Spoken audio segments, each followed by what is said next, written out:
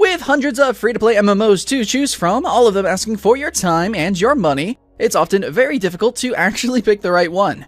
Since this genre usually demands weeks, sometimes even months or years of constant attention, you just really can't afford to pick the wrong one. One of the most important factors to consider is the population of an MMO in question. You have to make sure the game isn't a ghost town so that you'll always find players to interact with, battle, and group with.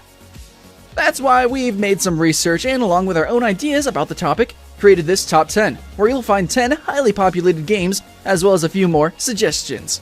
We decided to leave some older games out of the picture. RuneScape, for example, requires a subscription to fully be enjoyed, while others, such as MapleStory, are still populated, but we doubt most of you really want to try it in 2015.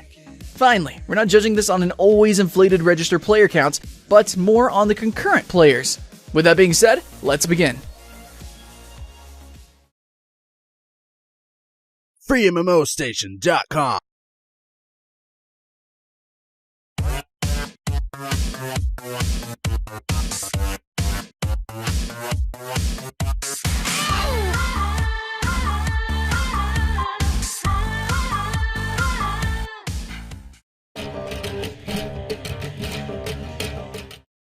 Yeah, there's no hiding the fact that ArcheAge had one of the worst launches ever seen in MMO history. It was almost enough to actually kill the game entirely, but during the next few months, things have slowly but surely been improving, and ArcheAge ultimately got a little bit closer to the sandbox MMORPG it was expected to be.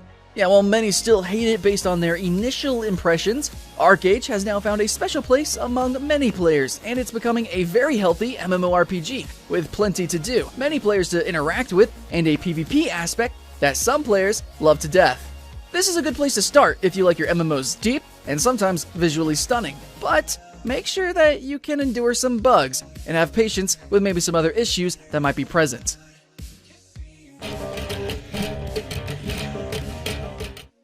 Yeah, it's kind of weird to think that free-to-play sci-fi third-person shooters weren't exactly a big thing before Warframe came around. It's also really cool to think that Digital Extremes actually put effort into delivering a great game and not just have a cash grab fest like so many other shooters out there. This is a game that delivers style in spades, with the whole ninjas in space concept actually going way beyond the silly idea and turning out to be really quite compelling. With plenty of content, regular updates, and top-notch quality overall, even if a bit grindy, Warframe managed to attract a large player base in very little time. So if you're looking for a co-op shooter, this is your surefire bet.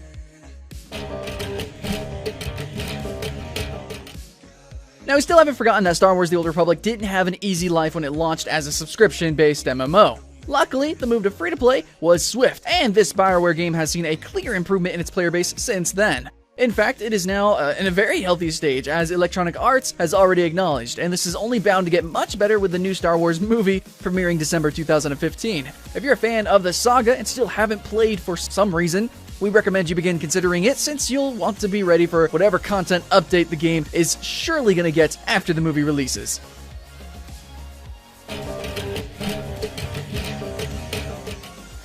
Terra is one of the biggest action MMORPGs out there, and the support that it's been getting, especially during 2015, is kind of a guarantee that there's always going to be something to see or do. This year has seen the release of new dungeons, the new Gunner class, battlegrounds, guild-focused content including sky castles, and there's plenty more to come. This is a great game, and the regular flow of new content makes it a pretty freaking safe bet for those who are looking for a new MMO, and that's going to last for a long time. Terra is here to stay, and it's only getting better by the day. A new class with mechanical arms is most likely coming in a few months too, so stay tuned.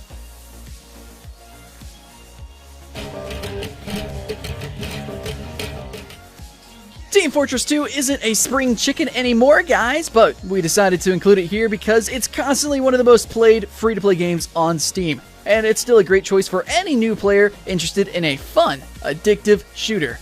This one is still so good and so current that Blizzard is now trying to take a piece of that cake with the somewhat similar Overwatch, which we have to admit is looking quite good and also chock full of style. We doubt it'll have so many players as Team Fortress 2, maybe, or now that we think about it, as many hats.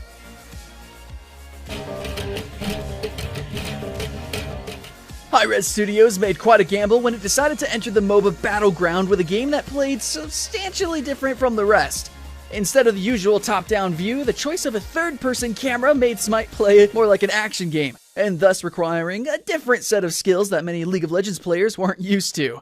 Having a roster of gods also stirred some controversy, and the frequent new skins that turn the deities into completely different and goofy characters are bound to keep doing so. However, this risk paid off and then some, with the game becoming a strong name in the esports arenas and the first true alternative to Dota 2 and League of Legends.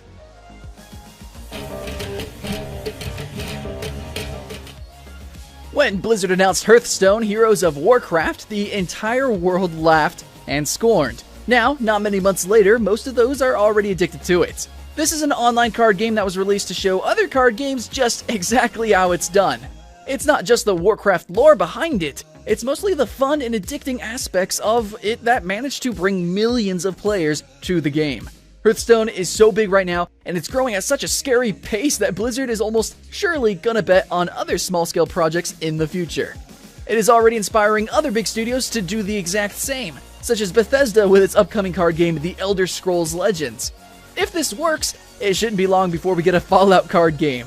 Now that we think about it, a Fallout card game would be kind of awesome.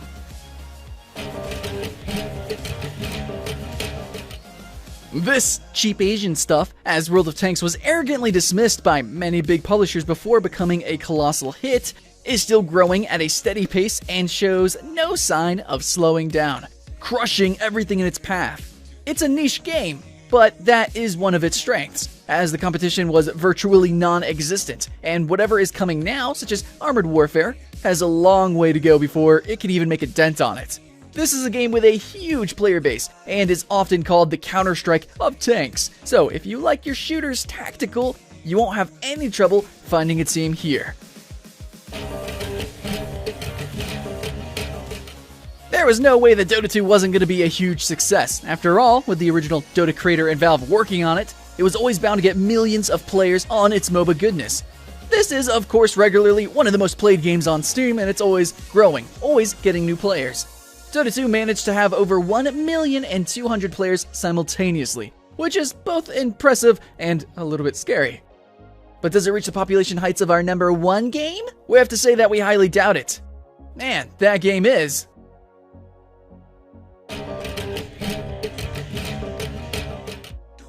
If there's a game out there that everyone and their moms is playing, or at least tried to do so, that game is League of Legends. There's really no escaping the juggernaut that Riot Games has created.